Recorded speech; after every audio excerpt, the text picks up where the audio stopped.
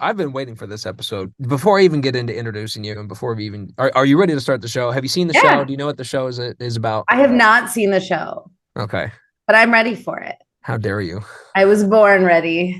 I'm so busy. I'm so busy being interviewed. I never get a chance to actually watch any of the episodes. I'm not a podcast person. That's fine. Is that Yeah, you're awful? busy. I know, but That doesn't suck.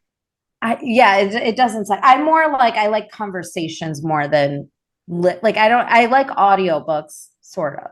I like to feel the books I'm reading still. Well, speaking of feelings, we're going to get deep into those. It was envy or a wrath that you were going to choose, I think, that we were going to go into today. Okay, you tell me. Yeah. I'll figure it out. Yeah. All right. Here we go. Let's do it.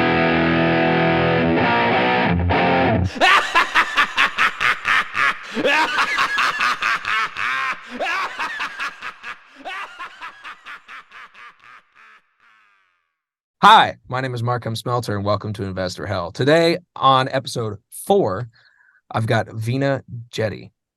Hi, Veena. Hi. Did I I'm say your excited. name right? Yeah, you said it perfectly. Well, that's my job. I mean, and you're excelling at it. Hey, we've only spoke a few times in person, but the last time that Yes. we spoke, it was at a meeting with Victor, right? He was setting Yeah. up something in Karnak over in Prosper, Texas, a few weeks back. Yes. And Yes, at the grass tap. one thing that really bothered me is after Oh, the conversation of your set of your performance of your your talking performance, my of your comedy talk. routine. Yeah. Yeah. One thing that bothered me was that when you were trying to relay a bunch of information that of things that you were like struggling with or had issues with out within the business, you kept getting talked over. And so that bothered me, which is why I was trying to fight for you in that Yeah. conversation. And I remember you thanking me for it. And Yeah. so I would like to continue doing that again. I And hear your story. But we'll get to that. We'll get to Okay, that. we'll get We'll to get to that. it. First of all, if you haven't seen the show, oh well, I'll forgive you for now. Um, I hope you watch your episode. I hate hearing myself talk. I never watch myself after I've spoken. It's so weird. Why? I don't know. It's because I sound different to myself until I hear the recording, and then I'm like, oh, is that what I sounded like? Which is Dang. weird because everyone says my sister and I sound exactly like, but I don't find it annoying to hear her talk. I don't know. I'm clearly a weirdo. Very nice of you being nice to your I'm yeah, sister. I'm a good sister. Yeah. Send this to her and then I'm going let her. to. I'm gonna Yeah, let her watch it. there you go. Yeah. Give me notes. Yeah. Um, no introduction necessary. If you want to know who Veena is, what she does, go online, check it out yourself. I'm not doing the work for you. Uh, let's just get right into it. Veena, are Let's you do it. religious? Are you religious? Not really. I'm like spiritual. I mean Hindu, so we're like a pretty laid back religion. We don't have like a lot of rules to follow, and the ones that we do have, I like. I eat beef, so I'm already like starting out at a base level of being a bad basic Hindu. But we're like it's like a pretty passive religion. It's more a way of life. It seems Yeah. like a lot of religions are that way Yeah. of ways of living. Yeah. How long have you been an accredited investor? I actually became an accredited investor when my husband and I got married because our combined income. Oh, actually, okay, I take that back. I take that back. Our combined income became enough to meet the accreditation requirement, but you have to have the 300,000 or more for 2 years before you get the status. So we didn't actually get that status. I think it was the year after we got married we hit the $1 million of net worth, which doesn't have a 2 year requirement. So it was 10 years ago, no, 9 years ago, sorry, 9 years ago Hmm. that we became accredited, 9.5 years ago. Do you do Yeah. more deals or less deals depending on the years? I do more or less depending on the years. I tend to put larger checks into individual deals when before I'd put like smaller chunks into many deals to kind of hedge some of my risk. But now I just try to like go all in with very few operators. How is it learning how to trust certain operators when it comes to, building those relationships? How do you go out and find the people that you want to do business with? It's hard. It is really hard to trust people off the bat, especially in like today's day and age. There's a lot of people that talk about, things they've done and their portfolios and stuff. And then when you ask further and further questions, it's like, something's not really adding up here, right? But I think for me, it's probably a little different for me today too, because I get an opportunity to ask questions that I can take from what I already do and just apply them to another asset class. And so I can get a little bit deeper and in the weeds about maybe like some of the details. And I probably can vet them a little bit easier today than I even could 5 or 10 years ago when I first started investing. And that's going to probably tail end into the sin that we're going to talk about, Okay, yeah, the because I sin. remember you talking about this before we get into The sin. yeah, you're in the hot seat, baby. I'm in the hot seat. Yeah, how is it that you become and you practice becoming a better investor yourself so that more people can learn how to trust you as well? Yeah, so when I'm looking for investments now, I almost solely care about the sponsor first. I don't actually care as much about the asset class because I think you're betting on the jockey, not the horse, like for 90% of the deal, right? 10% of it is actually the deal, of course. And then I look at it from the perspective of it. Initially, when I started, I thought I need 10 different mobile home park sponsors or self-storage sponsors or whatever I'm investing into, right? I need 10 different ones. And now I look for like two, maybe. If I find one that's really good, like I have a hotel guy I invest with, I only invest with him and I just put all my money with him. He's delivered strong returns. He communicates in a way I like. I trust him. I know that he's going to execute and do a really great job. And, I understand too that there's risk in it. So maybe things don't go as planned. Maybe, my money is at risk. I could lose that money. And I'm okay with that as an investor because I'm taking on more risk in other asset classes, right?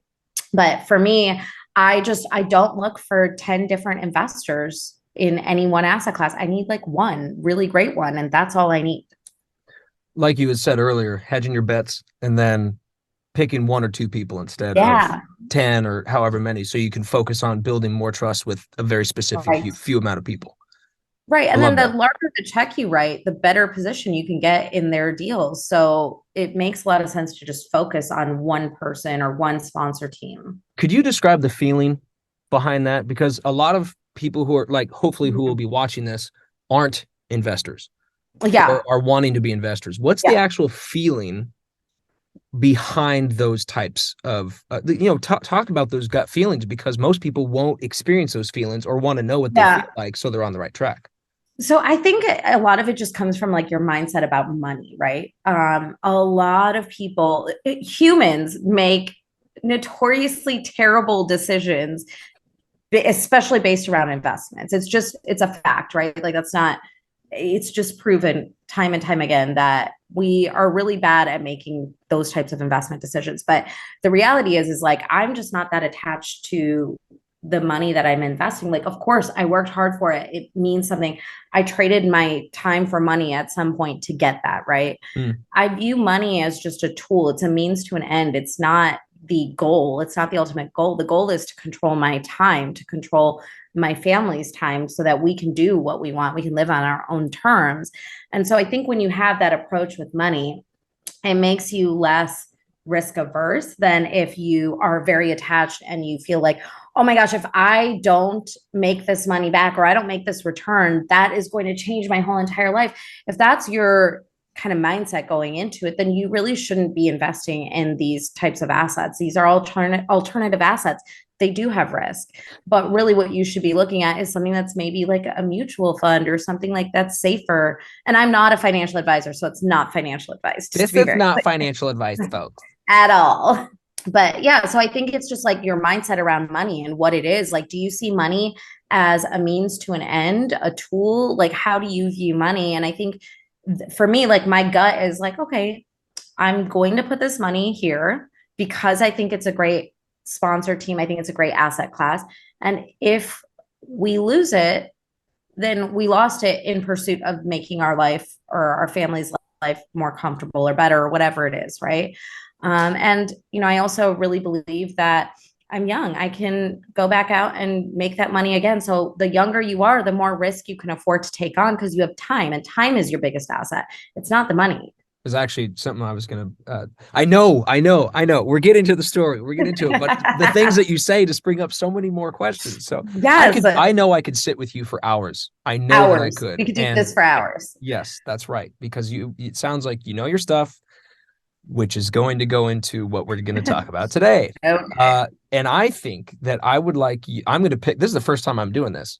You don't Okay. get to spin the wheel. The next time you're on the show, you'll spin the wheel. Uh, Oh, uh, okay. Okay. but I want you to talk about wrath. I have many rap stories prepared and ready to go. Good. Many. Yeah. Well, okay. Here's the reason why. You know your stuff. Mm-hmm. You probably wish other people knew that you knew your stuff too. Mm, it'd be nice. For example, old white guys. Yeah. I remember you talking about this, and I want you to dive deep with that Okay. because I want people to know that you know what you know, and they Yeah. should know you. Okay. So I'm going to spin the wheel. You get wrath. Tell me a Oh, wrath story. shocking. It's so shocking that it landed on Wrath.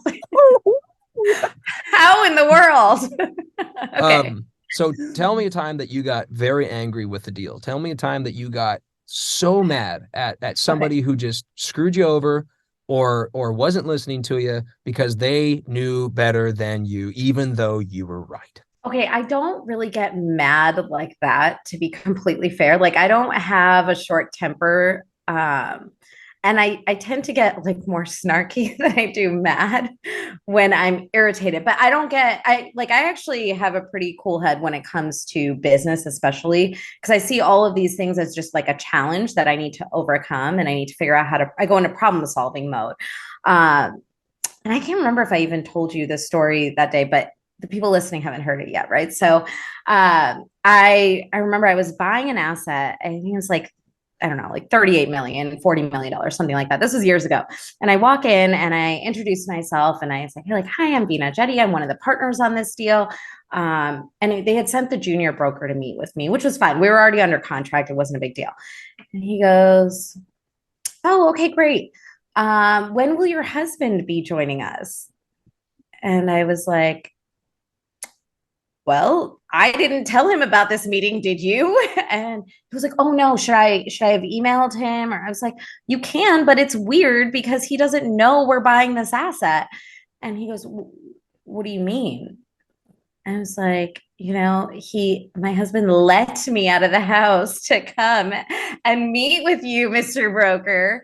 Um, and he was like, oh, okay. And he was like, so you're just gonna buy this? And I was like, yeah, I'm, one of the partners here and I'm one of the founding partners. So yeah, we are gonna buy this. And he was like, oh, wow. I didn't expect that. I was like, yeah, I could tell. I caught on pretty quickly there. And if that wasn't bad enough, this guy, he must have been like thrown off his game then because he kept trying to like recover. And I was like, just stop talking. It would be so much better if you just stop talking right now. Because then he was like, oh, okay. So, where'd you grow up? And I was like, oh, I grew up in Chicago. And he's like, wow, your English is so good. And I was like, thanks. They speak English in Chicago too.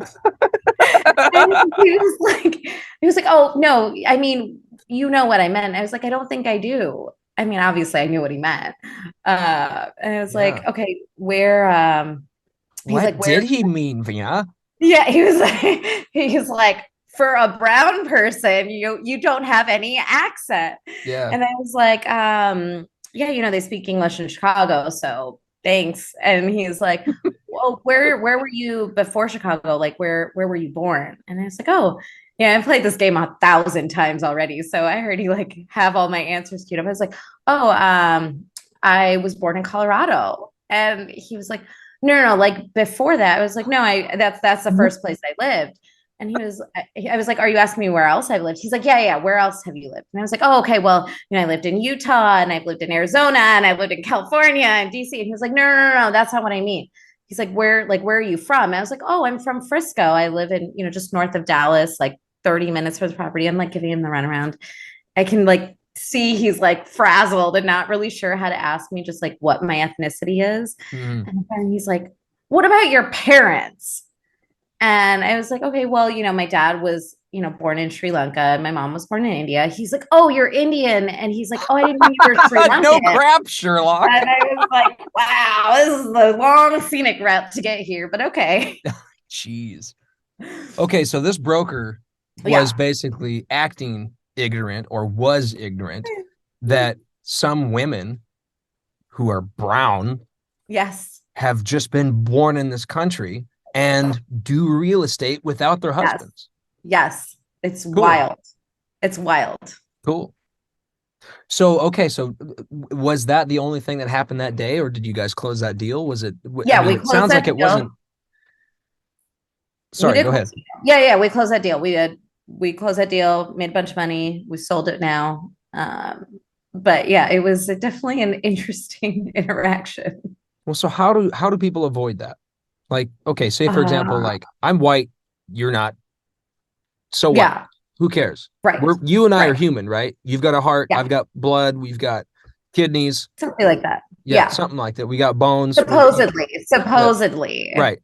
Yeah. right. So knowing that, finding that commonality, we want to come and try and make a deal. Or you want to make a deal or not? Yeah, I mean, Like, I why want do to you do need deals to with know where every. I'm from?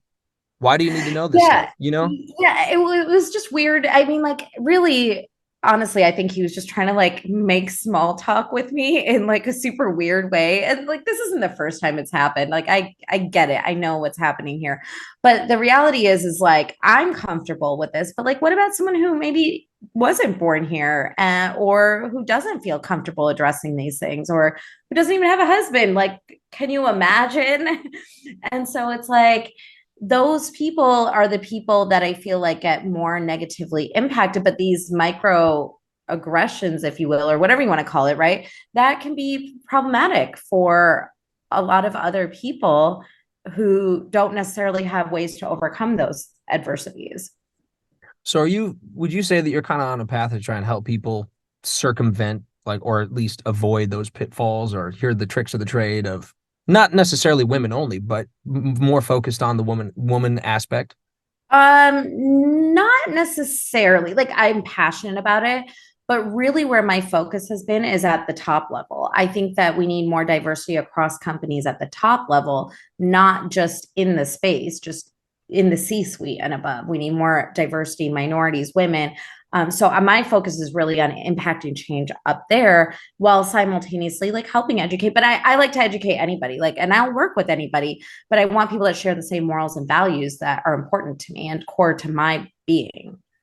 Okay, so it sounds like the main thing that matters is what if you close your eyes and you don't know what color they are and you don't know where they're from, Mm-hmm. and all you either have like is writing or what have you, what you care about is the morals and beliefs that they hold. So what morals and beliefs do you want to see at the top? I believe in, I built my whole company around the idea that we only want to do the best and work with the best.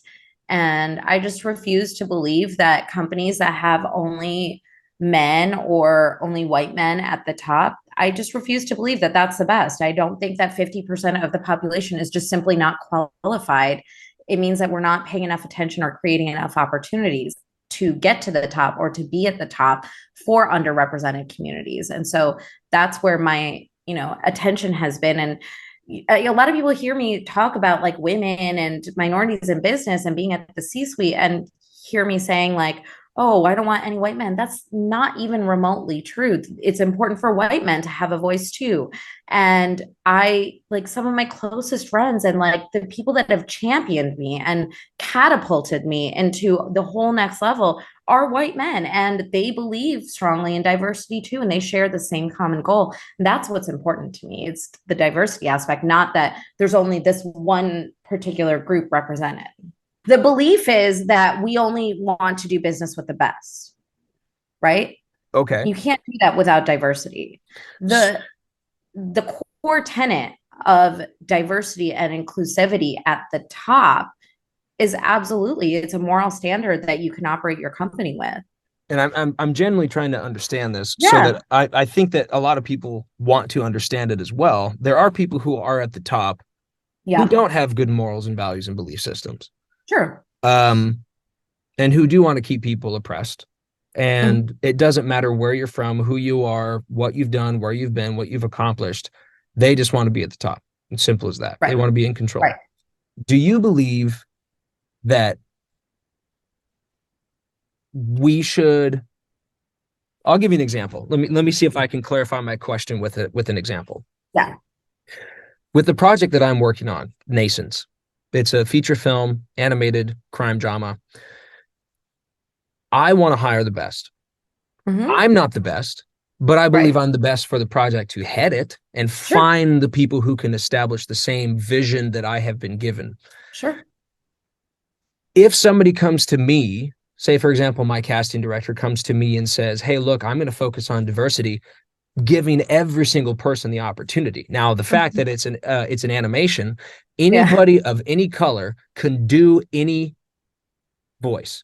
If Hmm. anybody does the voice that I'm looking for, and I know that is the voice, and it's happened Hmm. once already. We got the guy attached. I know that's the guy I want for the product. It does not matter what they look like because it was blind casting. I closed my eyes and I thought Sure. to myself as I'm listening, that's the guy I need to do the job. Yeah. Yeah. But if somebody comes in saying I can do that job, and then I'm forced outside by other people stating that just because they're black or just because they're Asian or just because they're white or a woman or a man or transgender or gay or whatever it is, Hmm. they should be given that No. opportunity or given that job, because even if they're not doing it as good as the other person that I believe that I have been given the Right. opportunity to hire. No, I disagree with this philosophy that being inclusive or having diversity means giving somebody something that they don't deserve or they don't have the merits to stand behind. It means that you are looking for the best, right? Whether and a lot of times, especially in the finance space, right? Like especially in multifamily, there just are not a lot of women or minorities that operate at the same level that I do, right? So they just don't really exist that much. And so then the focus has to be on why do they not exist that much, right? Like we already know that girls by the time they turn 8 are discouraged from STEM. And once they lose that interest by fourth grade, it is very hard to get them to go back into STEM, even though it's not a question of ability. It's not a question of if they're smart enough or if they have the ability to do it, because by all metrics in fifth grade, girls outperform boys very significantly, Mm. right? It's a society. It's proven. Right. It's proven. This isn't something I'm just like saying, right? But then, and then like look at medical school, right? More women are graduating than men from medical school today. So women are capable, but they're discouraged and opportunities are not created for them. And they like from a young age, girls are influenced differently than boys are. And I say this like having daughters, right? And I don't know if you're going to share that you have a new daughter, but I'm going to share that you have a new daughter. The This world now the knows. world knows. Hey, Daddy Okay. Smeltzer is on in the house. Yeah. Well, okay. So having a daughter, what you're going to see happens, especially as she grows and gets older, because I have twin daughters and my sister has two boys. I have two nephews. And when they were with it, all of them, like all four of them, just a lot of kids, when we're out and about, I see the difference with which how strangers and society treat my girls very differently, even at such a young age, right? My nephews are almost 2 and almost 5, and my girls will be 4 in July. So they're between 2 and 5 years old, all four of them. And I hear over and over again, oh, you are so pretty. You're so beautiful to my girls. But then to my nephews, I hear, wow, you're so smart. You're so strong. Oh, you're really brave, right? And I didn't tell these strangers to say these things about our kids. They just default to that. And so I think it's like really important that we understand that society conditions boys and girls differently from a young age. Hmm. And that's where it really starts. So you don't agree with you agree with giving anybody the opportunity to go after the opportunity or the Yeah. chance. Mhm. but you don't agree with like forcibly giving somebody who doesn't deserve the position or can't even do the job, the position or the job. No, of course not. That would not be the best. But there are some people who are trying to push that into society. I I hear that, and I'm not one of those people, so I don't know why they tried. I mean, I just don't. I think that we need to be focusing on creating opportunity, right? Another great example of women killing it is if you look at Silicon Valley, right? Silicon Valley, if you look at female startups, women-owned startups, they do more with less money and they have better results for their investors overall than their male counterparts. Yet they get such a small percentage of funding compared to their male counterparts. And so it just goes to show that when you have like no diversity in the room, women-led startups are much likely to get funding, right? Because the people making the decisions are men. So it seems like listening to women is not a bad idea. It's not the worst idea anybody's ever had. Yeah. Well, okay, so I wouldn't necessarily go into the wrath. I wouldn't say. I mean, yeah, you could be angry about that situation. You could get Yeah. wrathful about it and be like, guys, pay attention, listen, open Mm-hmm. your ears. If you just shut up, which is what now for me, the Bible, that's what the Bible teaches you in Mm-hmm. Proverbs. It's basically to be quiet and pay Right. attention and listen. Right. Because if you ask if I want to hear your thoughts, you will help me in the direction that I'm supposed to go, whether it's because if my moral center is good, if I am trying to be good and do good, we collectively will just do better instead of me Mm-hmm. thinking that I have all the answers. Because you know Right. stuff about real estate that I would have no clue about. And I know stuff Right. about story that you have nothing, that you know nothing about. Absolutely. And so if Right. we put our minds together and say, look, I want to be partners with you, help me understand this, and then I will help you. It Yeah. just seems like you could solve bigger problems. I could solve bigger problems. And we could be a force. Yeah. There are men out there who could, people out there who could be a force to be reckoned with. Yes. See, this is weird because you didn't really do necessarily a sin, perhaps like an investment sin of getting angry at Oh, the guy or anything like that. What would you feel is the redemption for the people who are at the sea level? What action, what specific driving action would you yeah. like them to do? What redemption can you say you can redeem yourselves today if you just do this? I think this is I, the solution. What is it? yeah. I think it's one, whatever your business is finding a way to incorporate diversity, right? So whether that is at because like okay, some companies are just one person. You can't really help that there's no diversity at the top, right? Like it's just how the company is structured today. But as you continue to grow, making sure that you are keeping a you're keeping an eye on what's happening in the C-suite, right?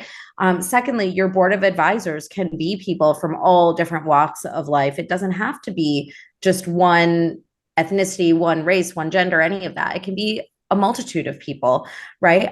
Third is if you have the ability to help mentor or teach somebody about what you do, if you've been successful at something, teach someone else, help someone else, right? It doesn't have to be insular to just your company. You can be impactful in other ways.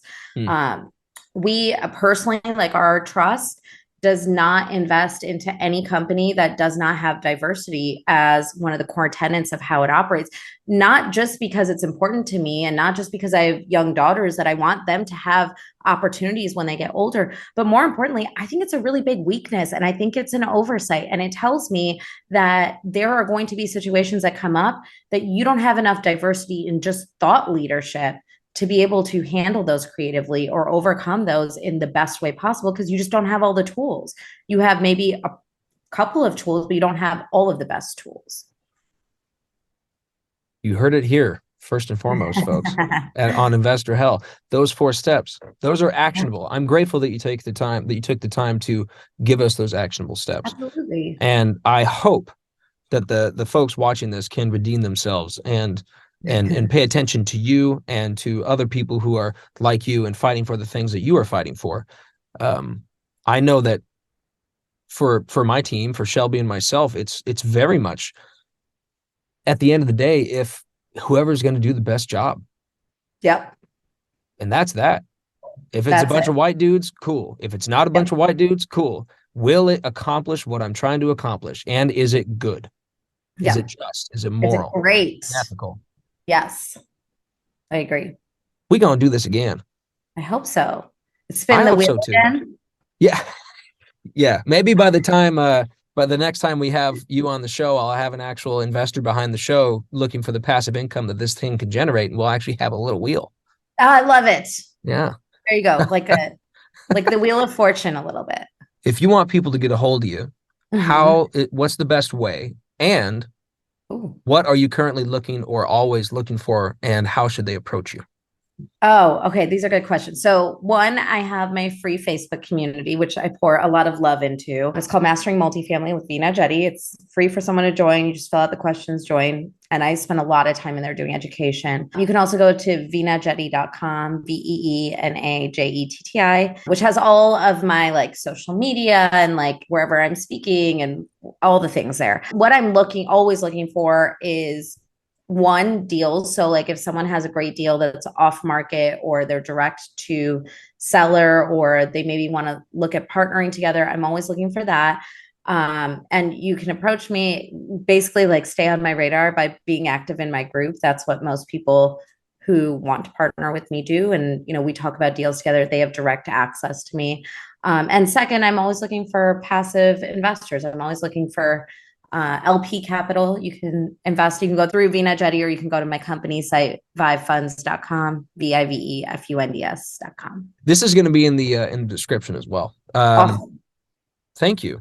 Love it. Thank you. This is I, fun. It was different. well, I hope so. I It hope that was. that the folks here can cherish the lessons learned. Yes. Yes. I love it. Thank you so much for having me. And thank you for watching Investor Hell.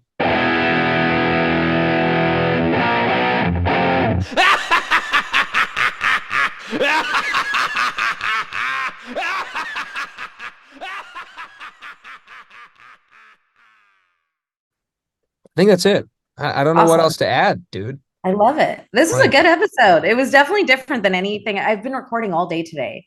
And I get into the loop where I get worried that I'm like, did I say that on this podcast or the last one? Because they're back to back to back. This was totally different. It was so good. good. Well, I hope that you feel heard, I do. I because appreciate you.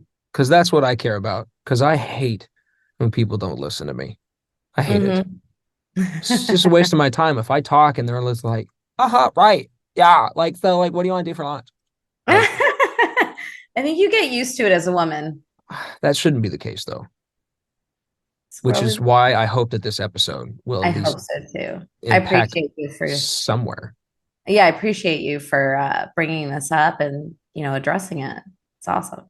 Needs to be. I Shelby love talks it. about it too, and I love it. I love my wife.